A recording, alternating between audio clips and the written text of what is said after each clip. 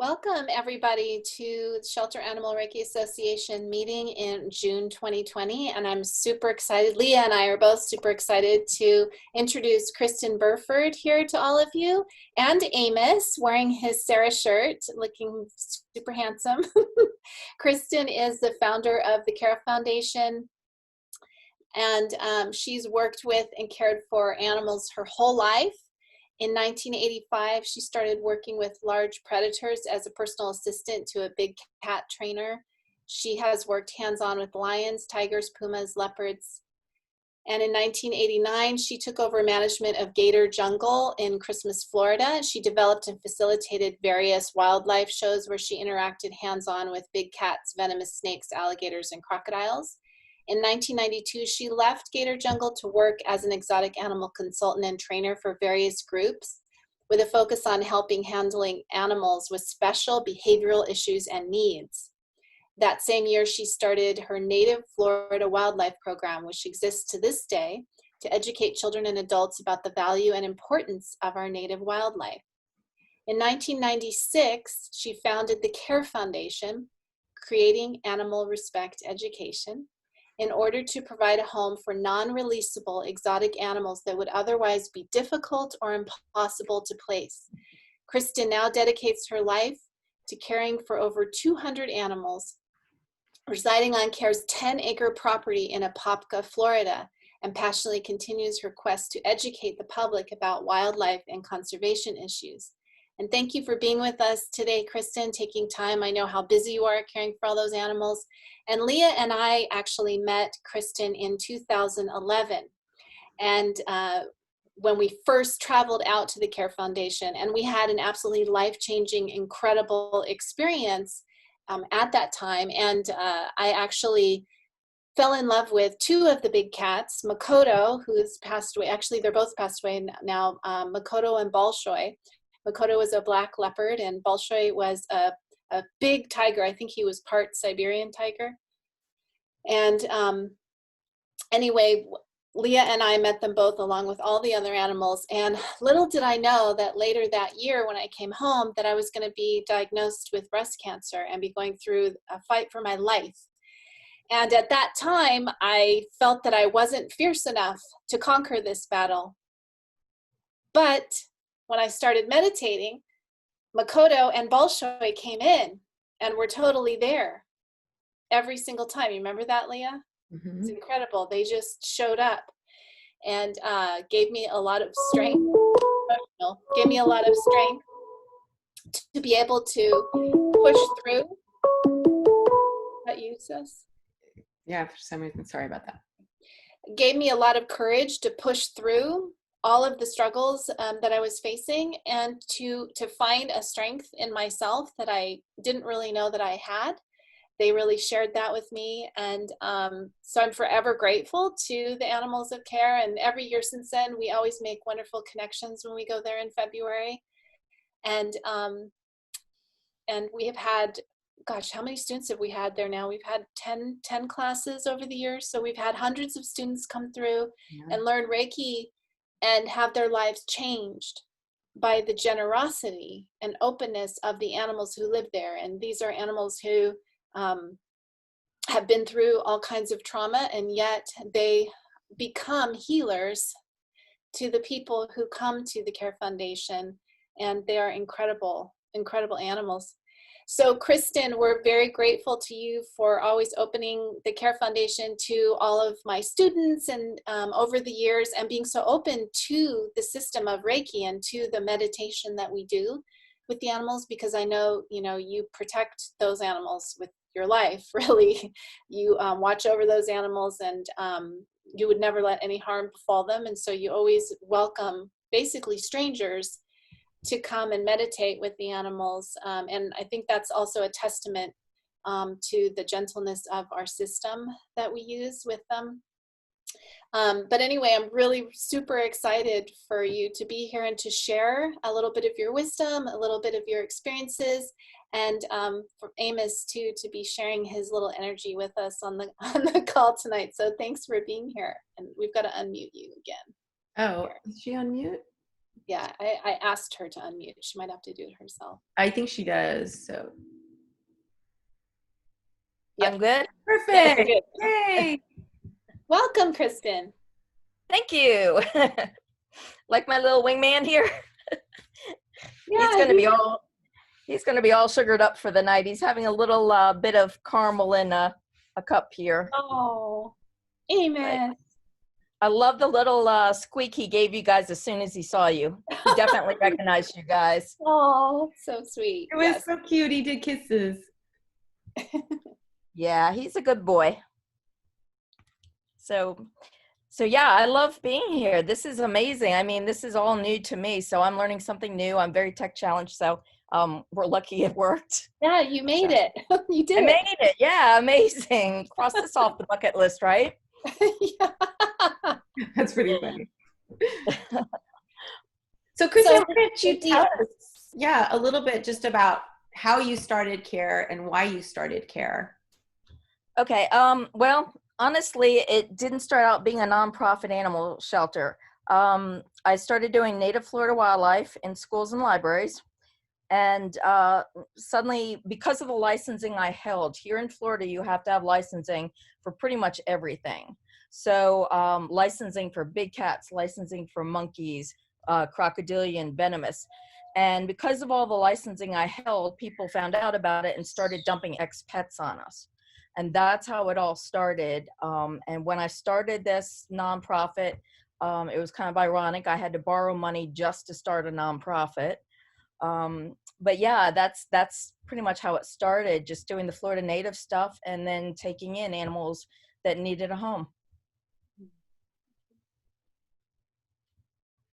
So do you want to, I don't know how you want to flow, like, do you want to kind of do like you do when we do the, you just kind of say like who you have now and how you got them and maybe share some stories for the rest. Yeah, I'd love, maybe you could start with Amos, maybe a little bit about Amos since he's sitting here with you. Right.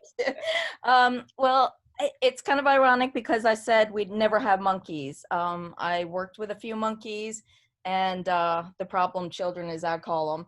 And then I got a call by not one or two, but 3 fish and game officers freaking out one day. And a couple had passed away and they were animal hoarders. And among all the animals was 4 monkeys. And at the time, Fish and Game did not have anywhere to put them. All the places were either full up or too far away. It was an extremely bad situation. So we took the monkeys in, and it was supposed to be a temporary situation. But the truth of the matter is, Amos here was raised by the woman as a child, and he unfortunately was leashed to the dead woman in the bed. And I still have a hard time with this story. It was basically, he was leashed to his dead mom. And when we got him out of there, he clung to me like for a week. I could barely put him down. He'd wake up with nightmares. I'd have to rock him back to bed. Way to go, Kathleen, get me crying right away. But yeah, it was a bad situation. The 4 monkeys, none of them had lived outside, so we had to rig up floor to ceiling cages in my living room and dining room. Amos got his name Famous Amos because all the press wanted to meet the monkeys and wanted to see, what the situation was. So yeah, it was a crazy situation. And given the fact that he would wake up with nightmares, and he was just like a toddler, he was like a child, I called Fish and Game and I said, at the time I didn't even have a licensing for the monkeys. So they technically illegally gave me the monkeys. But I said, you know what, just don't worry about it. Just send me the license. They knew I had the experience and everything. And that's pretty much what happened. And each one of the monkeys was totally different. Amos was the only spider monkey. The other 3 were capuchins. Andy and Dolly are tufted capuchins, and Rosie's a white face. So each one had a totally different personality that we had to get to know and we had to deal with. When we first got them in, we thought they had no teeth, but the people had just pulled their front teeth. We found that out the hard way because Andy grabbed somebody and grabbed their finger and put it in the back of his mouth and bit down. So we're like, okay, they have some teeth. So that was a learning experience. And Rosie hated everybody and everything. She was the most difficult to deal with. So there was a lot of chaos going on with these guys, but it turned out really well. The 3 little ones live outside. They come inside all the time. Who are we kidding? Amos, we actually let him pick where he wants to go every day. He picks which cage or which monkeys he wants to hang out with and all, and then he comes in at night. So he's like one of our little ambassadors. In fact, he's so well behaved. He goes to dinner usually on Sundays with all the volunteers. So he wears a little outfit. He doesn't wear clothes when he's around the house, except for you guys tonight. But yeah, he goes out and he's very well behaved, but he is very much like having a toddler. So he understands human emotion on TV. He has his favorite TV and movies. So he has his own DVD collection. So it's crazy. What are some of his favorite shows, Christin? Anything with Chef Ramsay, which is really crazy because if anybody yells at anybody on TV, he'll growl and shake his head. When Chef Ramsay does it, it's like he knows somebody's being a dumbass, basically. He has no reaction. His very favorite movie is Monsters, Inc. Loves that movie. Of course, All the Night at the Museums, Despicable Me. He's a big fan of the Minions. So yeah, it's like having a little toddler around.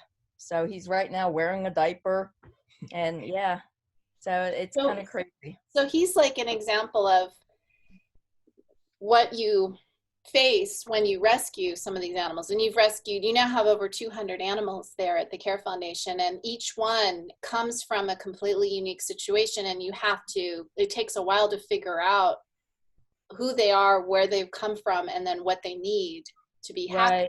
Right. So probably, some people would say, well, why isn't he just out with monkeys and out living like a wild existence? Right. Yeah. Actually, it's funny you asked that because when we first got him, he's looking for a sippy cup now. He's got his little minion sippy cup. I don't know if you can see that. But yeah, when we first got Amos in, of course the press had the monkey situation all over the place.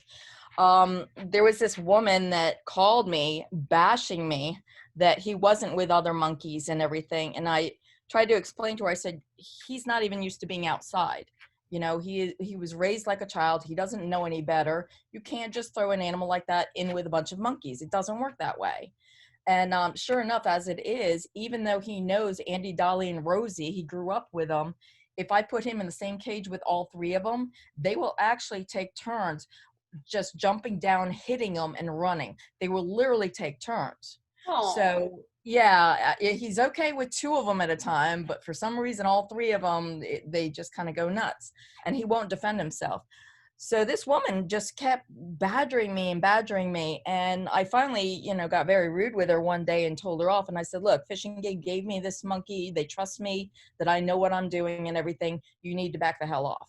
And I did find out that she's a breeder, and all she wanted was Amos for a breeder. That's all she wanted. Mm-hmm. So, you never know when you take in the rescues. It's not just the rescues you have to deal with. You never know who else you're going to have to deal with. Some of the animals we take in are animals that Fish and Game has confiscated, has had to take away. And there have been times where Fish and Game, has told me, if anybody comes on this property that you don't know, call us right away and all that. They've been very, very protective because some of these people, you just don't know what they're going to do when their animals are taken away. So they're very secretive sometimes when they give us animals in situations like that. They don't want the people knowing where their animals went, so there's no repercussions on us. So you just never know what you're going to deal with from rescue to rescue. And a lot of that is the financial price of these animals, right? I mean, something we learned from, like, those of you who watched Tiger King, I couldn't get past the first episode, but that there's a whole industry that is making a tremendous amount of money from these animals, and you probably come across that a lot in your work.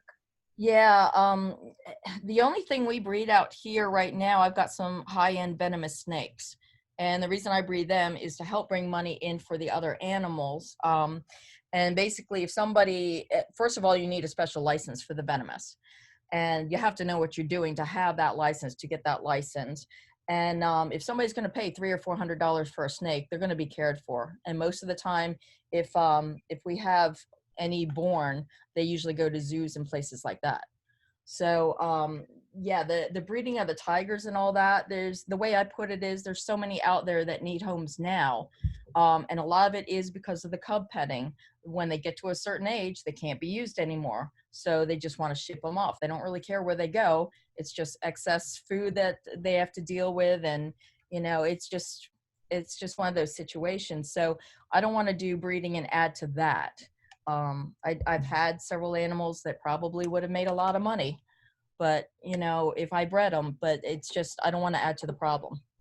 You have a couple tigers that have come from the petting sideshows. Actually, all three of them, all three that I have right now. Yeah. And the two girls both came from California. We don't know their background, but I do know they were used for that. So yeah, it's a sad situation. And I wasn't even going to watch the Tiger King. But so many people were calling me and everything. And because I have the big cats and I'm in Florida where Carol is and all that, I thought I'd better watch it just in case somebody calls and, wants my opinion and all that. And the funny thing is I've had so many people say, well, how much was that sensationalized? And I have to say, I've either personally known these people, talked to these people, or known of these people. None of that was sensationalized. That's how these people are. They're nut jobs. In fact, it made my volunteers happy because I'm not walking around with guns and blowing shit up and doing drugs. So I'm like mellow. So that gave everybody a new perspective of me and what we do out here, basically. So to put it kind of funny, in a funny sort of way. Well, Carol is open to the public and you're not. Can you share why you're not open to the public? Well, actually, we're kind of open to the public, but it's by appointment only. Mm-hmm. I don't even know how Carol does it at this point and everything. But yeah, ours is by appointment because first of all, we don't want to be open like a zoo where people are constantly around. We want the animals to have their downtime if they need it. We want all the volunteers, need downtime with the animals and all that because we're very hands-on. But when we do our guided tours, it's a lot of education. We'll walk them through the whole property. We'll tell the people why the animals are here, about the species, if they're endangered, what's going on, why they make a good pet or why they don't, that kind of situation. So we do a lot of education, and you can only do that if you're really doing the guided tours. Because zoos do a good job, but most zoos just have signs up, and how many people actually read the signs? So this way we can engage with people, we can answer questions. Yeah, we had a group of a mother and like 6 kids out here today, and they had a lot of good questions and everything. So it's a good opportunity just to have that one-on-one with people and be able to answer questions. So, and that's a big thing. When Kathleen and I were there last, there was a tour, and it was really great because we got to catch some of it because it was on our off day. And what was really interesting is Tyrion is like such a sweet tiger. You feel like, oh, you could just go in there with him and pet him, and he's so sweet. And then we saw him eat, and it was scary how quickly he changed. It was like from sweet, cuddly Tyrion to his eyes turned and he was snarling. It was, whoa. Yeah. And that's one thing we do. We do a lot of times with the public. We do a big cat feeding when we do that tour. It's called the King of the Jungle tour. And we do that because we still have those people that mentally think that if you raise them, with lots of loving care, they'll never turn on you. Fact is, they're a wild animal. You have to be aware of it. Accidents happen, things happen. You have to know each individual cat, what sets them off and all. Alita, my panther that I had a long time ago, if the temperature dropped and you were in with her, you were screwed. Her wildness would come out in a split second. Where like Katrina, it takes a few minutes, Katrina the tiger. So each animal is different, but we show that during our tours because we want to impress upon people the power of these animals and what they are. No matter how you raise them, there is a chance that something can happen. So definitely. So I'm thinking back to 2011 when Leah and I first arrived at your property, and you had no idea who we were or very little about what we did, Crazy but girls. you were open to, like, we don't know what to expect, but let's see what happens. And Right. yeah, and so now I guess it went well because we're still invited back. So Now we're all like sisters. So yeah. I mean, yeah, I love you guys to death. And you guys have helped not only just, spread awareness and everything, and brought just a bunch of people that I would have never met, people from other countries and other states. You brought our awareness to them, and you helped raise money for our animals to help us continue what we're doing. We don't want to just survive out here. We want to continue to give the animals a bigger habitat, give them more toys, give them, all the best of what we can give them. So you guys have helped provide that throughout the years. So it's been amazing. What I love most when we come is like, well, this was more in the first years, because now when we come, the animals are like, you're here. They're all like relaxed. Whereas before we would come, it would be a little tense, but then, it'd be loud. There'd be lots of noise. But by the end of the time that we were there, they were just dead silent, just crashed out. Mm-hmm. Like you did a tour one time and you're like, my tigers aren't even like, Tigger and Pumpkin were just like, bleh. We're just zoned out. No, we can't get excited. Totally relaxed. So it's so good for them too. I mean, it really does. It's healing for everybody involved, including them. I mean, they need it too.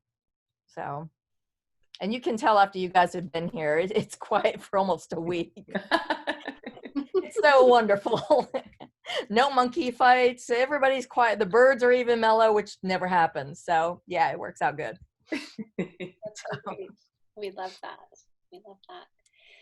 So maybe we'll move into some of the questions that we got quite a few questions submitted to us that people wanted to know from you, Christin. So Leah and I are going to take turns asking those of you. So the first question is, did you have a turning point that made you decide to get into rescue? Just having the animals dumped on me that needed the home. And I had seen a lot of bad situations and stuff. And there was the first part was there was nobody doing Florida Native education in schools and libraries and to the public.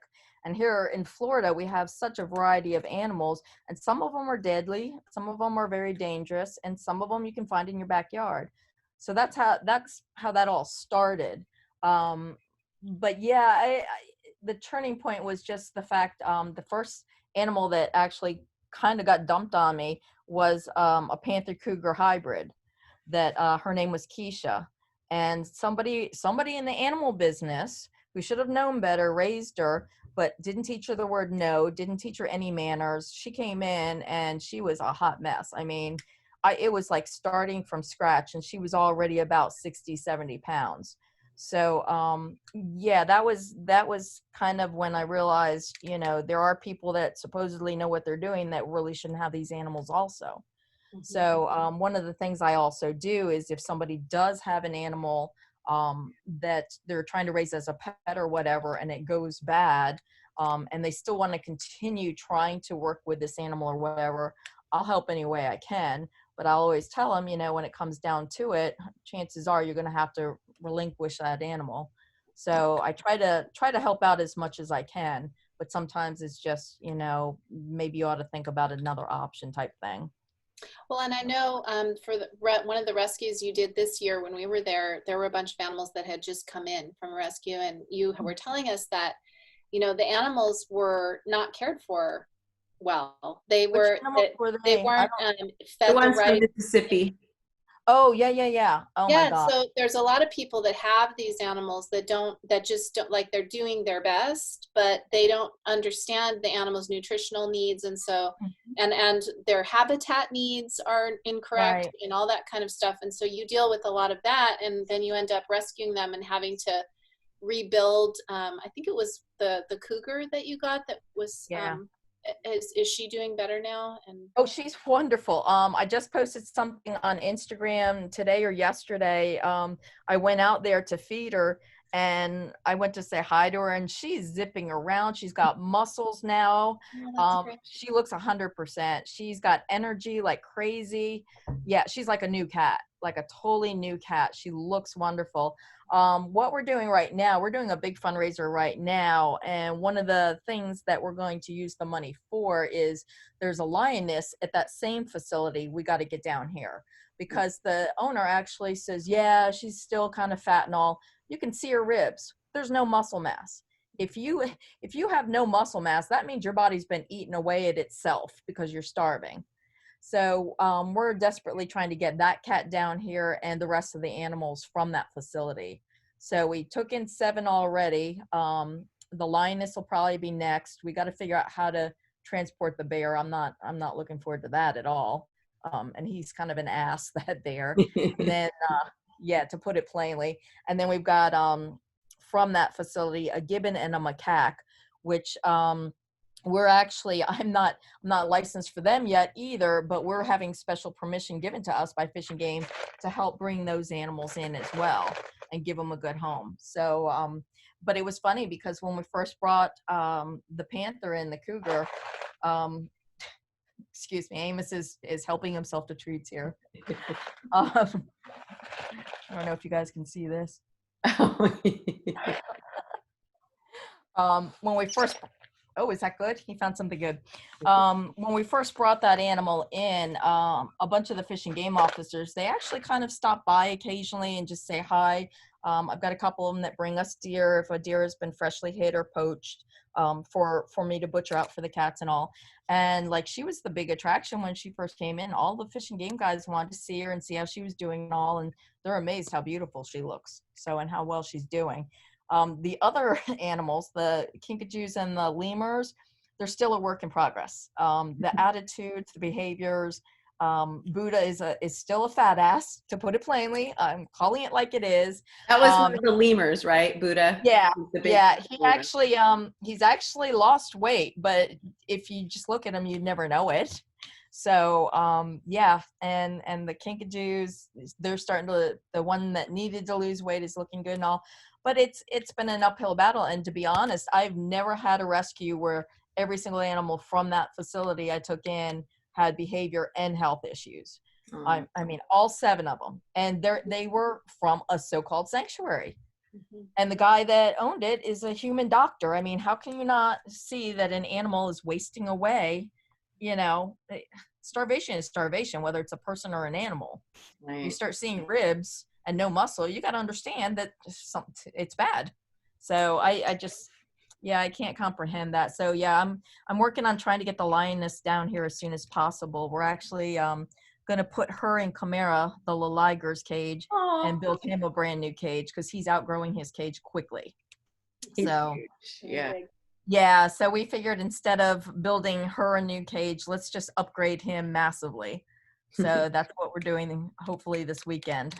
So So yeah, a second part of this same question was this same person wants to open their own animal sanctuary and wondered if you had any suggestions. And since you've seen a lot of sanctuaries gone wrong, you might have some good suggestions. Well, off the top of my head, say don't do it. Yeah. I don't want to discourage anybody by any means, but the reality is I've been doing this a very long time, and I've been very fortunate to work with some very good people, some very bad people, see a bit of everything, work with all different species and everything. It's not just caring for the animals either. You've got paperwork to do. You've got, you've got to be a marketing person to raise money for these animals and all.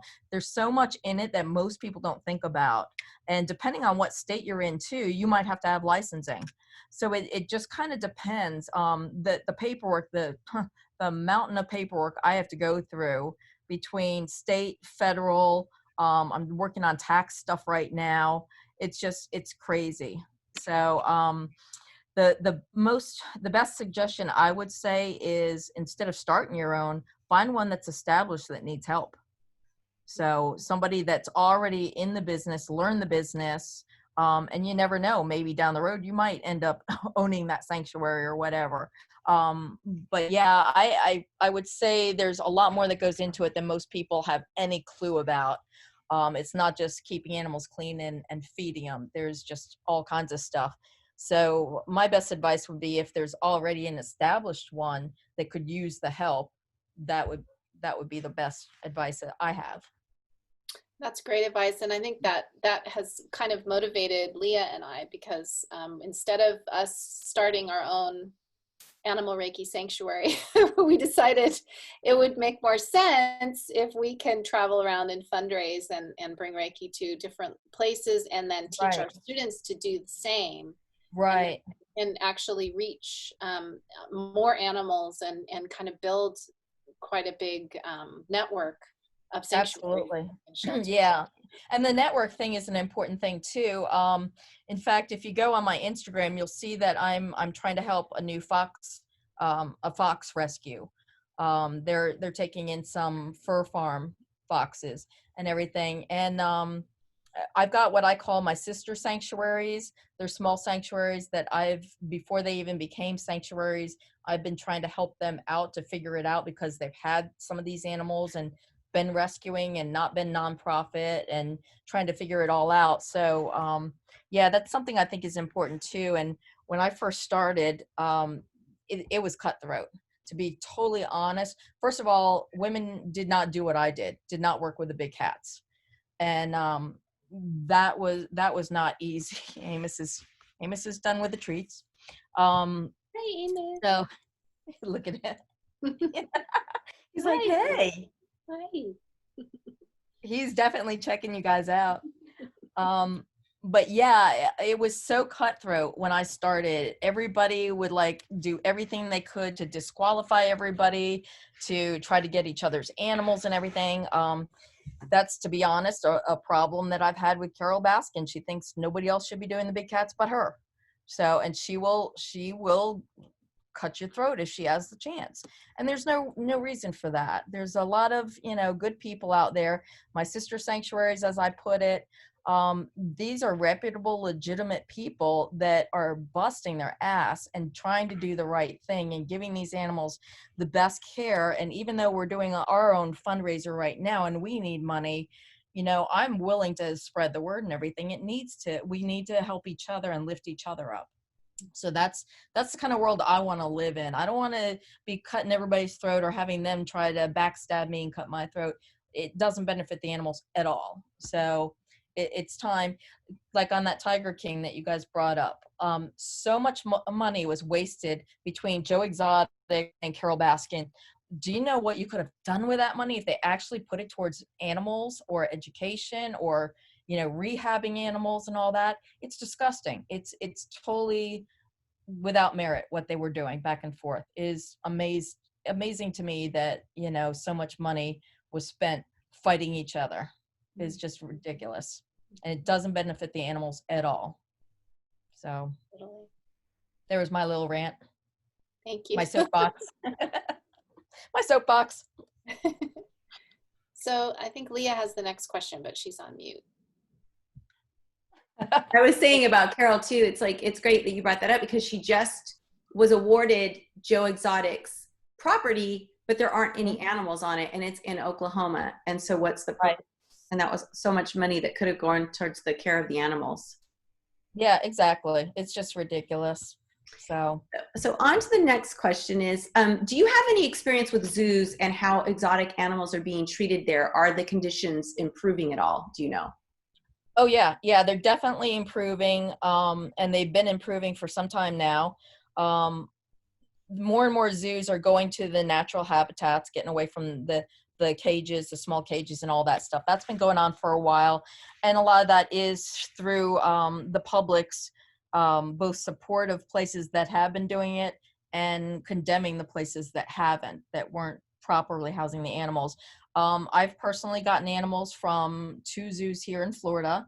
It's very rare zoos work with private facilities, but it's all about the attitude, and I reach out to them, they reach out to me. So yeah, so it has gotten much better. A lot of places still don't believe in the hands-on, which is okay. I mean, that's, it's liability. People can get hurt and everything, But personally, with what I do with the rescue work and all, and the way my volunteers bust ass and everything, and these animals, you know, are thinking, feeling animals, beings. That's part of enrichment as far as I'm concerned, and that's a chance I'm willing to take. And all our volunteers know if they're not comfortable with an animal or whatever, they don't go in with them. They don't, you know, interact closely with them or whatever. And they all learn about the animals in detail before they even have that opportunity. So I was really yeah. impressed because you do hands-on training. You have a hands-on policy that you talk about on your website. And Chimera, the liger, he's very big. And so, you know, you let certain volunteers go in there. And one of the volunteers was actually playing chase with Chimera outside his cage. And you said, that's it, you can't go in with him anymore. And I thought that was really good. So explain that a little bit. Well, and this is what I don't even understand. He is not the brightest bulb in the group. I mean, I'm sorry to say. I'm going to say it like it is. I don't know why he ever thought that was a good idea, because from day one, you don't do that with those animals. And we've always expressed that and all. So I don't know what even made him think to do that and everything. But the funny thing is, because I know Chimera as well as I do and everything, I went ahead and I did take him back in there with a bunch of us. And Chimera immediately picked him out. And I knew Chimera wasn't going to hurt him, but he was going to basically get in his face. And I wanted the lesson to hit home, that when we tell you not to do something or whatever, there's a reason for it. And sure enough, Chimera kicked him out of there. I had to get between them. Chimera wasn't going to hurt him, but he was pressing him against the cage. I mean, Chimera's like 600 pounds, and he was leaning on him and wouldn't let him step away. So I'm like, okay, that's enough. Now you're out. So yeah, and the animals will do that. Chimera's kicked somebody else off, but it was because, you know, she has an odd vibe to her, not the nicest vibe. I don't know how to put it. She's not calming like some of us, and she easily gets worked up. And she just, you know, she's one of those where it's like kind of a negative energy. And so we knew right away, you know, I knew right away that he was going to kick her off pretty quick. But yeah, most of us still go in with him and he's fine. It was kind of funny. Something happened a few weeks ago. It might've been a month ago now. He was out in the big run area, Chimera was, and he and Tyrion were fence fighting. Oh. Chimera had gone in by Tyrion, and the two of them, ever since the testosterone started going, it's been, you know, an issue every once in a great while. And they got into a yelling match, and they were hitting the fence, and I heard the volunteers yelling at them, and I was over by the foxes. I was a pretty good distance away, and I heard the volunteers yelling, and that didn't even slow the two of them down. And I just yelled as loud as I could. I yelled both their names, and I'm like, knock it off. And suddenly there was silence. And I'm like, wow, the mom card still works. Thank God for that. And they both went, you know, Tyrion went to the end of his cage, the other end, and Chimera went back out and on. I'm like, wow, that was cool. So, and yeah, a couple of the other volunteers, senior volunteers, Kelly and Stephanie and Tiffany, I mean, when we're in with Chimera, yeah, if we tell him to lay down, he lays down. And even if he's like being goofy and bouncing off the walls and everything, if we tell him easy or no, he does stop. So yeah, thank God for that, right? Yeah. Yeah. Well, would you say that this is kind of leads into the next question? People love tigers. They love the big cats. They're so excited to see them. And would you say that after the airing of the Tiger King, people seem more aware of their welfare or more concerned with their welfare, like from your perspective, from what you've seen? Because I think everyone always loves tigers, but people weren't really aware of the issues that they're facing. Yeah, no, it definitely brought that to light. Not as much for the wild tigers, but for the ones born into captivity. So overall, that had a more positive shift on things. But then all of us that had these animals, even people like me that have sanctuaries, we're like, okay, so now is the public going to call for no tigers in captivity at all? And so that was a little concern, especially with Carol trying to pass some laws that she was going after and trying to do, making it illegal for anybody to have tigers and all that. Well, what's going to happen to the tigers already in captivity? That just doesn't make any sense. So, you know, so there was that concern by those of us that actually try to do the right thing and everything, that suddenly the public was going to, you know, turn on some of us as well. But yeah, overall, I think it was good. The public needed to see what was going on. I had seen it for years and I was disgusted by it for years, but you know, there's only so much you can do. So. Well, on the heels of that, do you know, have any of the laws changed to protect the tigers, to ban them for sale in the U.S. or to stop these side road, you know, petting? Mm-hmm. Yeah, they're trying to stop the petting thing. They're trying to make that illegal now. That might have already passed. I don't know for sure. So that's come about. There's U.S. Fish and Wildlife. It's now harder to. Oh shit! Sorry, Amos is pressing buttons here. It is. I could suddenly see me losing you guys. Yeah, now it's harder to cross state lines, which that's a down bad thing for me, because if I'm doing a rescue in Mississippi and everything, I've got to jump through even more hoops. But yeah, that was a direct result of people just passing these animals around like that. That's so great. so yeah, there is some more protection being done. So that's great. So we talked a lot about all the ways that you've cared for the animals, and you know, through nutrition and enrichment, and you know, they're increasing their, you know, making good habitats for them, and there's so much that goes into being able to care for them.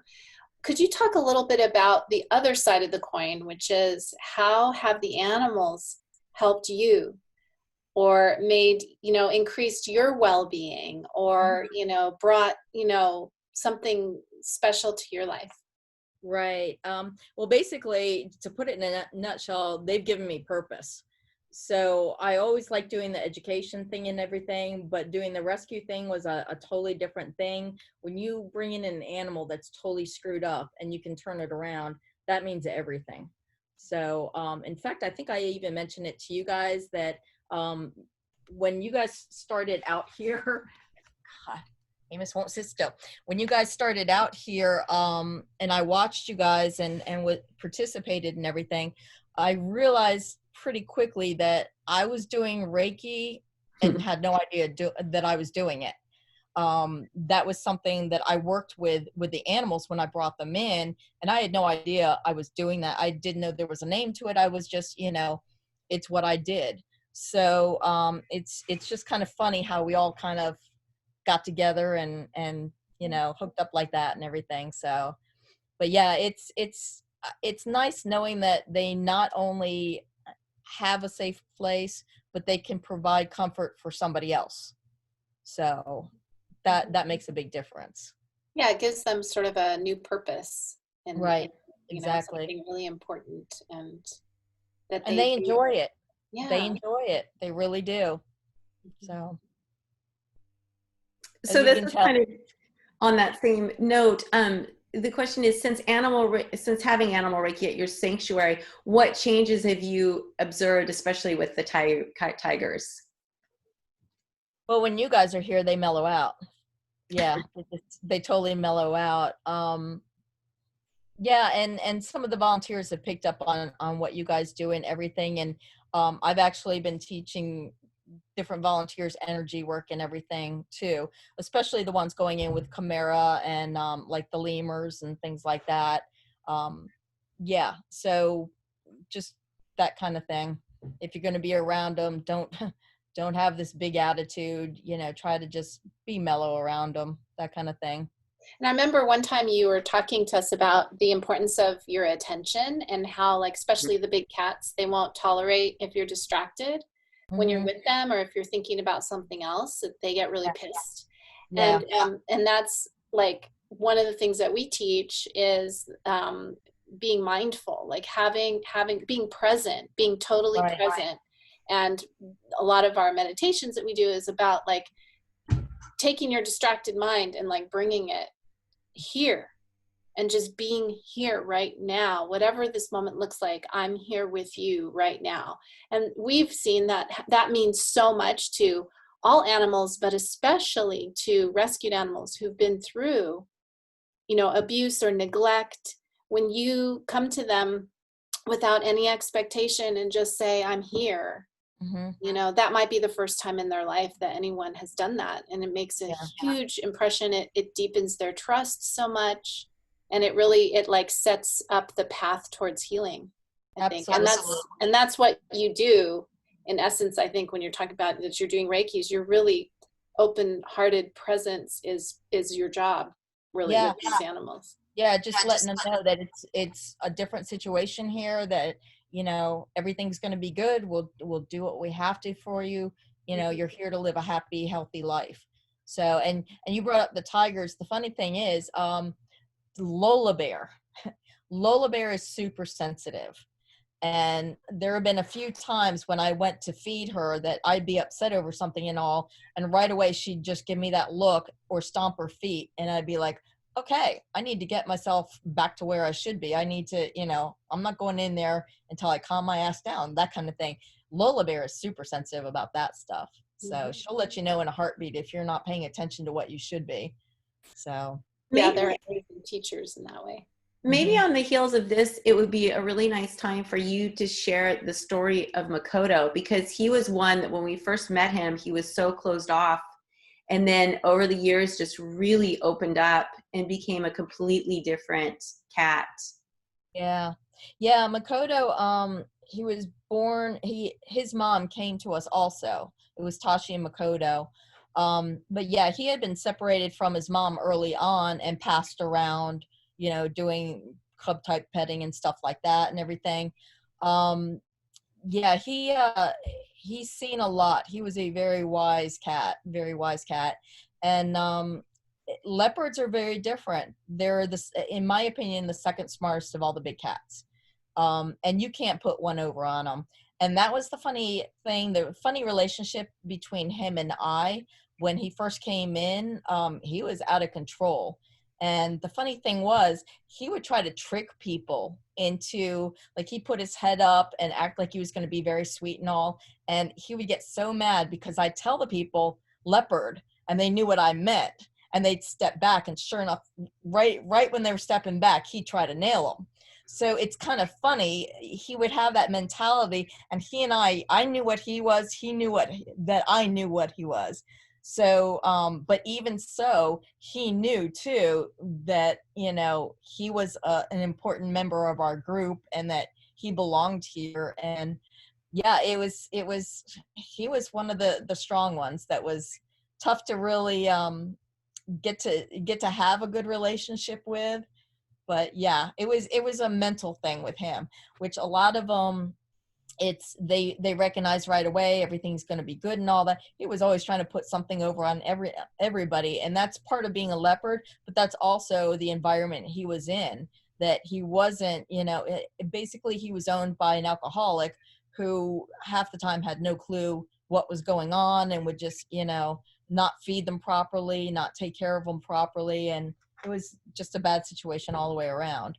So yeah, Makoto was a very strong personality that yeah, it took some time. He was going to fight it no matter what. So he was funny because every time you'd catch him playing, like if he'd get playful in his thing and we'd catch him and look at him and go, oh, Makoto, he'd stop and be like, I wasn't playing. I wasn't doing it. He was so proud. Yeah, he didn't want to admit he was having a good time and everything was good. So, but yeah, he was the character. So what's the next question? Hit me. So let's see, I guess it's me. So somebody asked, how do you see the future of sanctuaries? That's a very good question. I guess it could be two answers. The way that you know, maybe some of the not so good things about them, but then maybe a hopeful, positive possibility. I don't know, you know? Well, I think like with my sister sanctuaries and everything, I think more people are communicating together and trying to do what's best for the animals together. So, yeah, I've told the other sanctuaries, hey, if you need help building something and all, and you need some of my volunteers, you know, we'll run over there when we can and all that. So I think the banding together of sanctuaries is a good thing. That's what's going on now. I still have major concerns about other states. Like Florida, to me, it kind of sets the bar pretty high, where you need to actually know what you're doing and you need to have the proper licensing. As far as I know, in Texas, you can still walk in a pet store and buy a lion or a tiger cub. I'm hoping that's changed, but I don't know for sure. I haven't checked into that in a while. But I think it would be good if other states could follow what Florida is doing. And it's kind of funny because when I first got started, I hate to say it, but the old timers, the original people that had animals and all, they weren't sanctuary people. They were, let's make money with these animals. And they hated Fish and Game and the regulatory people because, of course, they were breaking laws and it just didn't matter. They were going to fight it no matter what. But Fish and Game, at least the ones now, they really try to work with people. They try to, you know, make the situation better. And if somebody comes into Florida illegally with an animal, they try to help the situation instead of, you know, make it worse. So a Boo monkey, our monkey, he was a Vegas monkey, and the woman brought him illegally into the state. She was renting a house. Boo got loose. The landlord found Boo out and about and called Fish and Game, and Fish and Game came and took him, but contacted me and actually brought her over with him. And they were asking me, in my opinion, you know, how he was, if she warranted getting a license. And she actually, she could have gotten a license. She should have gotten her license. She abandoned him. I don't know what happened. I was helping her get her license and Fish and Game was helping her. And then all of a sudden she just up and disappeared. So now Boo's a permanent member here. But my point to that was Fish and Game actually was evaluating it on a case-by-case basis. Mm-hmm. So not just saying you broke the law and all that. She didn't really know she was breaking the law. So at least they're willing to work with people and have sanctuaries like us that, you know, can evaluate the animal and say, yes, they deserve the animal back. No, they don't. That kind of situation. So that's good. But like I said, other states, you know, they need to get their act together. They really do. And as a matter of fact, up in Mississippi, when I was trying to bring these animals, the first original 7 in, it's a sad situation up there. There's one Fish and Game guy for a huge territory. And it took him a couple days to get back to me. And it was because he was also doing bear management and he was out in the field in the middle of the woods. So not only is he supposed to regulate the animals in captivity, but he was also regulating animals in the wild. And here at Fish and Game, they have different divisions for that. But this poor guy was trying to do everything himself. And obviously, if you have that situation, animals are going to kind of slip through the crack. I mean, people aren't going to be properly inspected and animals aren't going to be properly kept, and people are going to get away with things that they shouldn't because there's just not, you know, somebody checking on them from time to time. Right.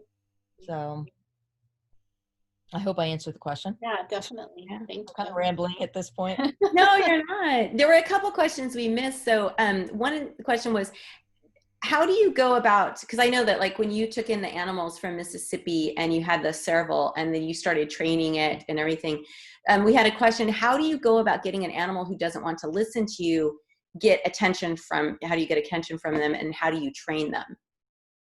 Well, the serval was actually caught here in Florida in the wild. Yeah, that was a totally crazy situation itself. But to answer that question, you have to find what drives the animal. For instance, when we were talking about the original 4 monkeys, Andy, Rosie, Dolly, and Amos, each one was completely different personality. Rosie, I would try to work with food, and she would take the food and then put it down. And she worked for attention. she wanted that good girl and your excitement and all, where Andy would prefer food. He'll come to you if you have food, or, and he'll listen more if you have food. Each animal is such an individual. You have to get to know the animal in order to figure out how to get them to listen to you. So yeah, it's you have to be able to read the animal. And that's one thing that I'm extremely lucky that I've been able to do and do for a long time. So, and that's why I'm able to work with some of the difficult animals, because, And that brings up, we haven't talked about, you have alligators and even a crocodile on the property there. And I love one of my favorite stories that you tell is the little alligator. Is that Bubba, the little Brutus. one? Brutus. Yeah. The rescue of Brutus. Can you share that with us? He's like a midget alligator, much smaller than he should be. So when you saw him. Yeah, I just happened to be at a roadside zoo, crappy little roadside zoo, and I was looking at the alligators when the owner came out and threw them in a pen with bigger gators. And right away, I just jumped in after them, and freaked out the owner. And I grabbed Brutus out. I had to sit on one gator. Most of the gators took off as soon as I went over the wall. And I kind of gave it to the owner, like, what the hell are you thinking and all that. And he told me, well, he's a runt. He's going to be no good. That particular zoo was attached to an alligator farm. So they farm the alligators. So that particular alligator wasn't going to be any good for the hide or the meat or anything. So they were just feeding it out to the other gators. So I freaked the owner out so bad. And I just happened to have a license at the time that he just said, take him. And so, I brought him home, nursed him back to health. He lived, at that time I lived in a 1-bedroom apartment, and he had a nice cage and pool set up in there and everything. And every day I'd have to handle him and all. And eventually he started going on the road with me doing school programs and stuff, and learned to walk on a leash, come when I call him. So he's an amazing gator. He is. He's one of my favorites. It's one of my highlights when we go there. I know a lot of people who are on the call who have been there, and they've been able to handle Brutus, and he's so sweet. Just I can hand him off to anybody. He's amazing. In fact, we're supposed to tape him every single time, but Fish and Game was somewhere, I forget where, and I just kind of gave it to him, and they were like amazed. He was so well behaved. They couldn't believe it. And I'm like, yeah, it's all in how you raise them. So yeah, he's so docile. Like I just assume gators are like that. And I'm going to be sadly mistaken one of these days. Yeah, no, they're not as bad as crocodiles. So they're not crocodiles, but yeah, Brutus is a 1 in a million. So, and I've got a smaller one, Gilly, who I'm also hand raising, and already comes when I call him, and we still take him when we pick him out, but he's doing much better. He's doing good. So he actually lives with 2 tortoises right now. So life is good. Oh, fun. We had one question come in, because I know we're coming to the end of our time, but someone asked, or Corrine asked, is the insurance for the operations must be very costly. Like, would you share what that cost is annually for you? Yeah, it's over $3,000, but which sounds really, really bad, but my insurance has never gone up. We've never had an incident in all the years I've been doing this. So a lot of times, through the years, through incidents and all, insurance goes skyrocketing. But yeah, we've been very fortunate, very careful. We're very selective what animals do meet and greets and go out with us. So yeah, it's over $3,000. So, and yeah. And you're donation only. You run strictly on donations. Yeah. I wanted to ask you, kind of as a follow-up to that, I know during the pandemic, a lot of sanctuaries and rescues and nonprofits are struggling right now because the donations have gone way down. And I hope that's not the case with you guys, but can you maybe share with us how we can help you, how we can support you, if there's any fundraisers coming up? What's the webpage where we can click to donate? Well, basically right now, as of this last week, we just started a major fundraiser. We personally, even though we're a nonprofit, we don't like asking for money unless it's a special situation, like we have to build a special cage for a new animal coming in, or if there was a surgery or something that was really expensive or whatever. We try to maintain ourselves. We did have a lot of jobs. Unfortunately, we lost, and I did put this all on the Facebook fundraiser. We lost at least 41 jobs that seriously hurt us. All the school and the summer camps and the libraries, I think I've only got one summer camp left. All of them canceled. We work with the cruise line, and all of those until further notice are canceled, all those shows. So we've lost a tremendous amount of income, and we are getting to the point where it's been survival mode. We're now getting to the point where I hate to say it, but we have to ask. We have to find a way to get this money coming back in. We've started doing tours again, little by little, but it's been trickling in. And for the amount of money that goes out, especially trying to bring in the rest of the Mississippi group, the Lioness, I know she's going to have health problems. There's no doubt about it. She's going to. So I'm keeping all that in mind.